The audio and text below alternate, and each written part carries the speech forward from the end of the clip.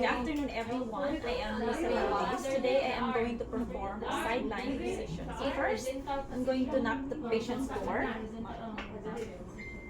And then, lastly, And I'm going to introduce myself. Good afternoon, ma'am. I am Riza Dabis. Today, I am your caregiver. May I know your name and birthday, please? Thank you.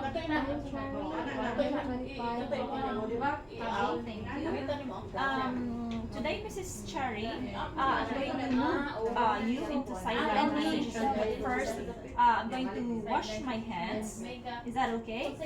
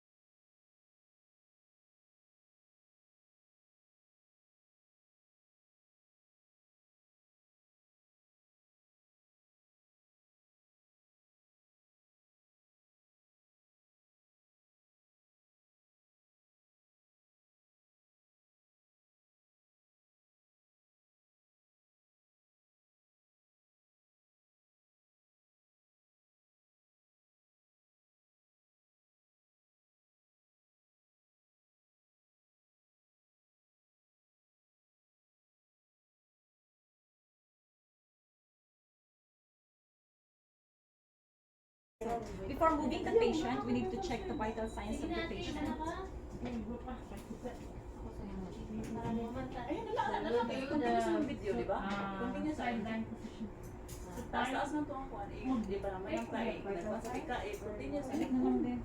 So first, I need to go with the equipment. Make sure that all your equipment is closer to you so that it's not easy. It's easy for you to grab. So Miss Cherry, I'm going to move you into sideline position. So first, I'm going to hand move the top sheet towards the bottom of the bed. Are you feeling comfortable? And then stand besides the patient. This is the proper segment on pulling the patient. Make sure that the palm is facing upward. So we have the three parts. So first we need to put our hands underneath the head of the patient, and the next one is under the shoulder of the patient. So in a count of three, Miss Cherry, I'm going to move you 1, 2, 3. The next is from the shoulder, and the other hand is underneath the hips of the patient. 1, 2, 3. Then the last part is from the hip of the patient down to the legs of the patient. 1, 2, 3. Then make the hands of the patient across above her abdomen, and then cross the patient's leg. Then on a count of 3, we need to push the patient a little bit towards or away from you. 1, 2, 3. And then the first pillow, put against the back of the patient. Just hold down the pillow. Then we will cross the patient's arms. Right? And the next pillow is underneath the patient's arm, horizontally. And then the last pillow is underneath the patient's leg, vertically. And then make sure that the patient is comfortable,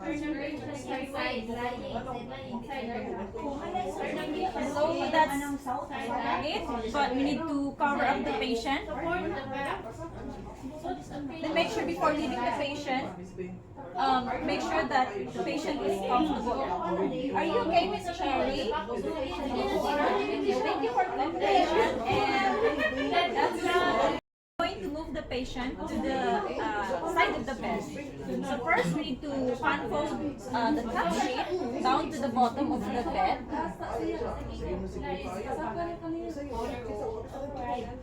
First we need to make sure that we need to follow the proper body mechanics, which is 1 foot forward.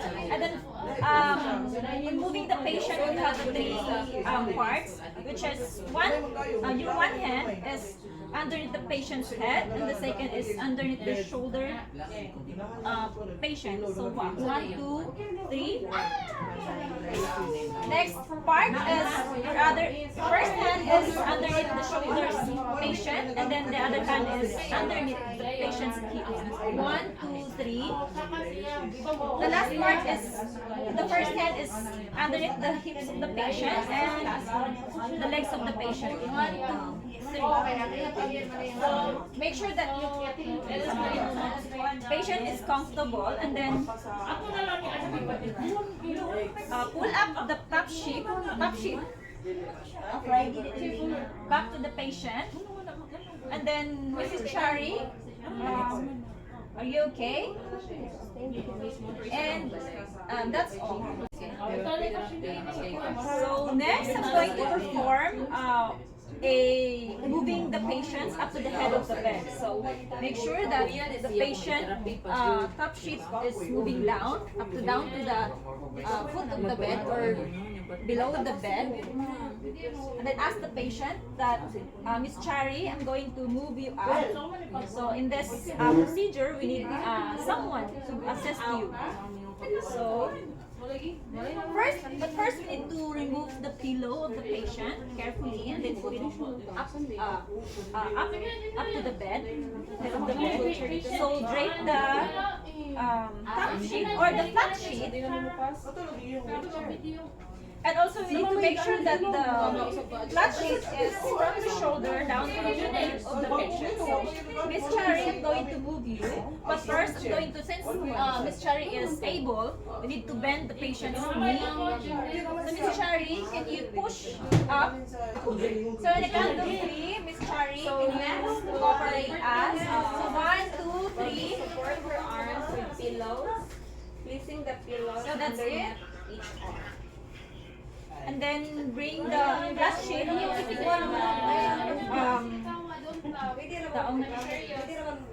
then make sure that the patient is comfortable. So pull up again the top sheet. Head to shoulder. Shoulder So to Mrs. hip. Chari, are you comfortable? Yes. Okay. And just call me whenever you want. After we pull up the patients up to the head of the bed, we are now going to pull down the patient up to the bottom, move down a bit the patient. So at this time, we need to ask someone help. So we just need to roll the flat sheet and make sure that the corner of the flat sheet is lined to the shoulder and the other corner is down to the hips. So on the count of 3, Miss Lash, I'm going to move you down. So on the count of 3, 1, 2, 3. And then put the pillows back. And make sure that the patient is comfortable. And tuck in the top sheet or flat sheet below the bed. And that's all. So next, I'm going to perform the colors position. So Mrs. Chari, I'm going to do the colors position. I'm going to lift your head and back 45 to 60 degrees. So are you ready? Okay, so on the count of 3. And then need to support one pillow at the back of the patient or the head of the patient.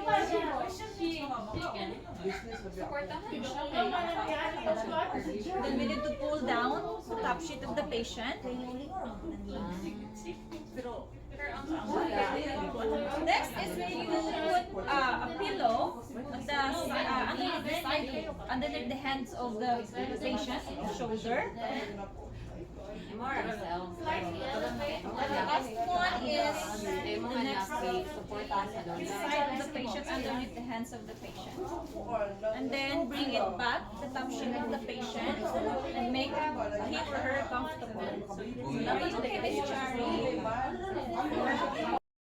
So next, I'm going to perform from supine to sitting at the edge of the bed. So Mrs. Chari, I'm going to let you position into power position from 45 degrees to 60 degrees.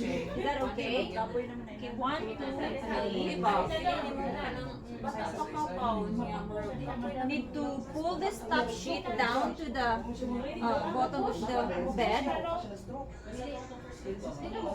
And then pull the legs of the patient down to or the edge of the bed, and then make the patient position into fully powered position, and then grab the hips of the patient, your one hand, and then the other hand is the shoulder of the patient. So on a count of 3, I'm going to pull you, Miss Cherry. 1, 2, 3. And then make sure that your patient is not dizzy after doing that procedure. So, are you okay, Miss Chari? Okay. So, and also make sure that the foot of the patient is stepped on the floor. Okay, and that's all. This time, I'm going to move the patient from the bed up to the wheelchair. So, I'm going to explain the procedure to the patient. So, since the patient's legs is injured, so this is the right leg of the patient is the one who's injured, and this is the good leg. So, we need to put the wheelchair at the sides where the patient's leg, where the good, the strong leg of the patient. So, first we need to pull down the top sheet of the patient down to the bottom of the bed. Then make sure before you move the patient, we need to make sure that the wheelchair brake is locked and also the footrest is up, so that that would make hassle when you transfer the patient. So Miss Lash, I'm going to move you to the wheelchair. So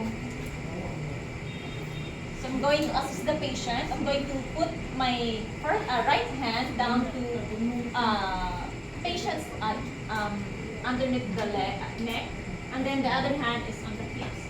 So 1, 2, 3, and then pull the patient's leg. This is we need to assist the patient's bad leg to move down to the floor. Assist the patient, make sure that the foot is flat on the floor. And this time we need to ask the patients to hold our arms. And then our hands is also at the hips of the patient. On the count of 3, 1, 2, 3. And then rest for a while. Make sure that the patient is not dizzy. So let the patient step slowly.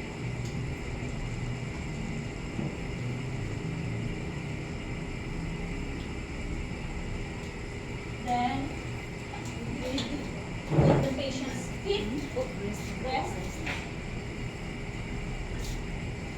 And then make sure that the patient's arm is resting on the wheelchair's arm. And this time the patient is ready to move, then you will just unlock the brake. And that's it. Okay, next step is transferring the patient from wheelchair to the bed. So make sure that the brake is locked. And then we need to put the patient's 45 degree besides the bed. Then next is let the patient's foot step on the floor.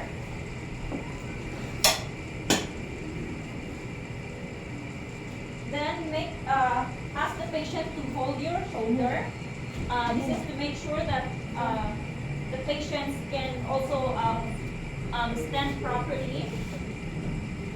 And also we need to make sure also that we're going to make sure our body mechanics is still there. Then on the count of 3, we need to stand with slash. 1, 2, 3. And then rest for a while. Avoid the patients to feel dizzy. Then slowly step 1, 2, 3. That's it. Since this is the bad leg of the patients, we need to support this slowly, so that we're going to let the patients back to supine position.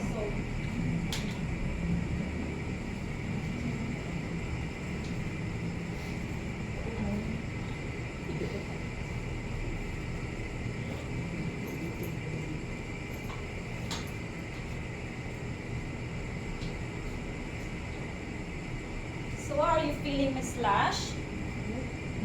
Good? So do you need anything? Water? Okay, so that's it. We need to, before we need to leave the patient, make sure that the patient is comfortable, and make sure that the red lights or the signal button is, you need to put near the patient, so it's easy for her to grab, or if there's anything happen with the patient. And that's all.